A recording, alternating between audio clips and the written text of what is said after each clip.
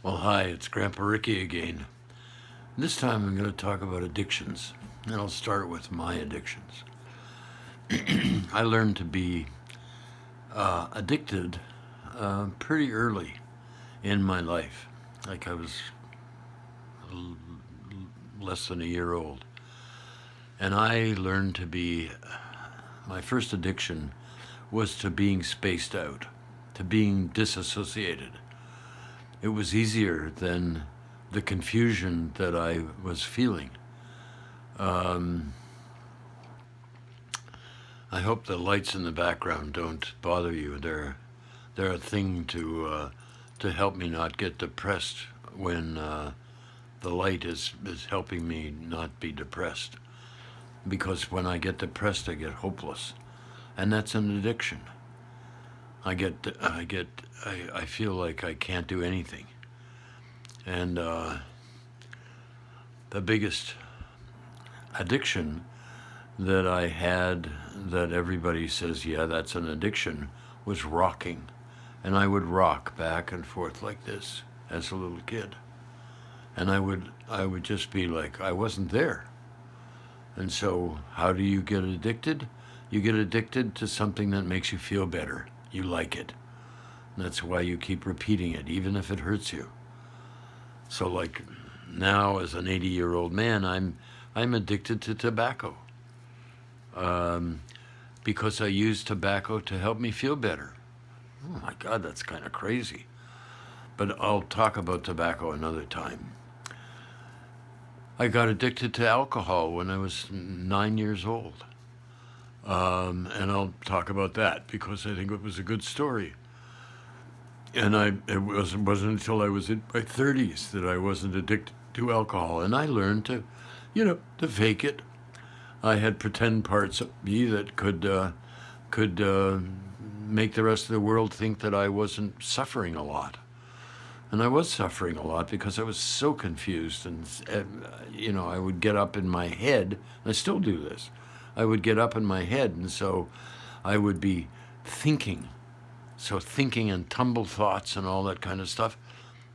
That was how I managed to not feel so frightened and so scared of anything new, or always watching around for like what's going to happen next. So what I found was that the way that I use is I use my senses. I smell, just and I can smell, and you can smell the tiniest little thing. I can smell the dishes in the kitchen through a closed door, and the odor is on my clothes from cooking supper last night. And then I also listen, and I'm listening to the heater that's heating the room that I'm in, and I use my eyes to see the color of the the light behind me, the colored lights. And I bring my focus into my feet now.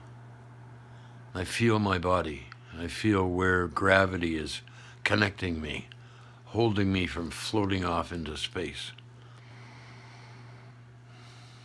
And I use my breath, breathing in and breathing out.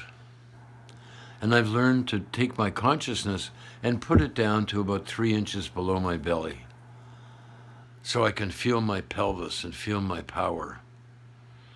And I notice that my pubic bone has tilted backwards. And I think that's a result of, people sexually molesting me. That's what it's called now. The people who were doing it didn't even know it was wrong, because it had been done to them as kids. And but I'll make another video if I can remember, because this whole dissociation thing is a big thing to get used to. Learn how to dissociate on purpose. Learn how you dissociate. And then use these ideas of, I call it being present. Listening. What are the sounds? What are the smells? What do I see? What do I feel in my skin? And sometimes I find myself touching myself, or I'll do this with my hands, just so I can feel. That helps me be present. So I hope this little video on addiction is a good start in helping you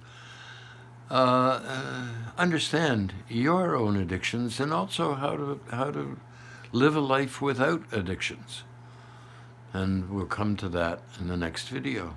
So thanks for watching, and tell your stories about what makes your life easier, please.